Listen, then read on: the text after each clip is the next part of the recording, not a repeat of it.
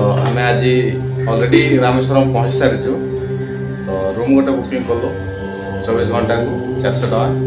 बर्तमान आम गाधोया जीवु रामघाट रे गाधेबू गाधे मंदिर दर्शन करूँ राम सेतु जीवु। आपण निश्चय मो चैनल जोड़े रही टोटाल यही रामेश्वरम विजुअल देखा चेष्टा करूँ। हे तो मुझे 2टा ब्लॉग पार्ट 1 पार्ट 2 करी कहीं बहुत बड़ एरिया मंदिर बहुत सुंदर है बहुत भिड़ भाड़ तो आपण मैंने टोटाल डिटेल्स जानीपर आठी बेसी करके हिंदी कथबार्ता बहुत कम तमिल अधिक कथबार्ता तो भाग्य भला आमर कि ढाबा जन कर होटेल तो उड़िया भाई उड़िया होटेल आउ भद्रक सी बिना रसुण प्याज खाद्य भी मिल पार आराम से खाई पाखे लज अच्छी लज बुकिंग करेंगे कम दाम 100 टकर भी लज बुकिंग करेंगे भल रूम भी आपण मैंने बुकिंग करेंगे 200 टंका तो आपण मैंने निश्चय सपोर्ट करेंगे देखु प्रथम शेष पर्यटन जापर रामेश्वरम कौन केमती सिस्टम अच्छी तो ठीक अच्छे बर्तमान गाधिया जीव रामघाट को बड़ समुद्र अच्छी तो आप मो चैनल जोड़ी ओके। This is preview.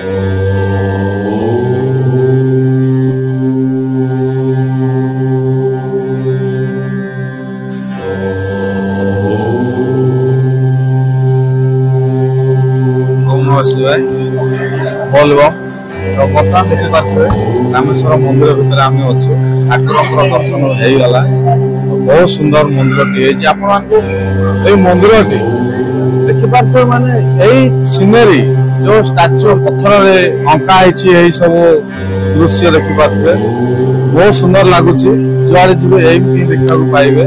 तो यही मंदिर टी आम तमिलनाडु अच्छी 4टी गेट अच्छी पूर्व पश्चिम उत्तर दक्षिण तो पश्चिम पाखरे आमर रामघाट अच्छी जो आमर श्रीराम ठाकुर जो गाधेवा स्थान से रामघाट में गाधे ठाकुर को दर्शन करा जाए।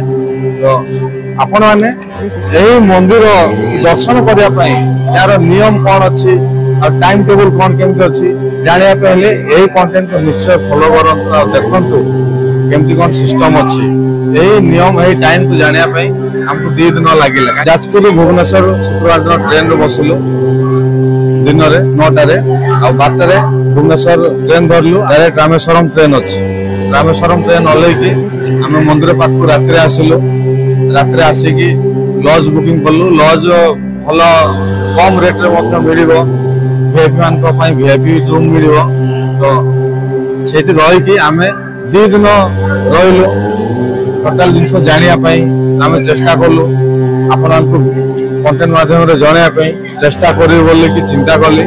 तो प्रथम ठाकुर को दर्शन करने सका ठाकुर को दर्शन हुए जोटा आमर मणि दर्शन कहती मणि दर्शन आम जो हीरा नीला मोती माणिक जो मणिलिंग दर्शन हुए सहीटा आमर केवल नित्य कर्म जोटा आमर नित्य कर्म है मुह धुआ धुई ब्रश करके जो सही से गाधे आसवा को हम ना केवल मुह धोईकी आसिकी ठाकुर को दर्शन करेंगे 5टा 6टा भितर 6टारू 1 पर्यंत दर्शन आरंभ हो जाए जोटा आमर दिन दर्शन ये दिन दर्शन केमती हुए जो 5टारू 6टा पर्यंत जो ठाकुर को दर्शन हुए अधुआ जो गाधुआ दर्शन सैला से रामघाट को जाकि गाधेया को हम गाधे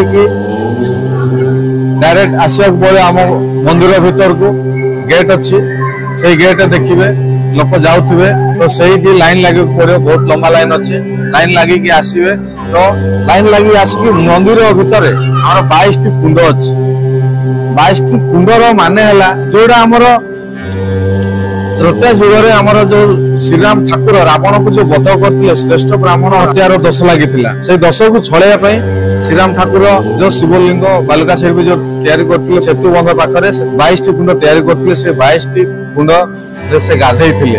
ସମୁଦ୍ରରେ ଗାଧେଇକି ଆସିକି ମନ୍ଦିର ଭିତରେ 22ଟି କୁଣ୍ଡ ଅଛି। 22ଟି କୁଣ୍ଡ ଗାଧେଇ ସାରିଲା ପରେ ବସ୍ତ୍ର ଚେଞ୍ଜ କରିବେ।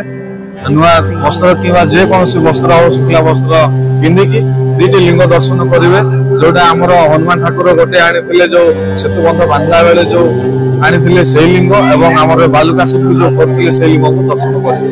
6ଟାରୁ 1 ପର୍ଯ୍ୟନ୍ତ, 2ଟାରୁ 8ଟା ପର୍ଯ୍ୟନ୍ତ ଠାକୁର ଦର୍ଶନ ପୁଣି ଆରମ୍ଭ ହୁଏ। ତ ଆମେ ଠାକୁରଙ୍କୁ ଦର୍ଶନ କରିସାରିଲୁ, ବହୁତ ଭଲ ଲାଗିଲା। ଆପଣମାନେ ନିଶ୍ଚୟ ଆସନ୍ତୁ, ଏଇ ଠାକୁରଙ୍କୁ ଦର୍ଶନ କରିକି ଯାଆନ୍ତୁ। ବହୁତ ସୁନ୍ଦର ଅଛି, ଠିକ ଅଛି। ଆମେ ତ ଦର୍ଶନ କରିସାରିଲୁ। ଆଉ ଆପଣଙ୍କୁ ନିଶ୍ଚୟ ଏଇ କଣ୍ଟେଣ୍ଟ ଭଲ ଲାଗିଥିବ। ଆଉ ଭଲ ଭଲ ଦୃଶ୍ୟ ଠାକୁରଙ୍କର ସ୍ମୃତି ଦେଖିବା ପାଇଁ ଚେଷ୍ଟା କରିବି।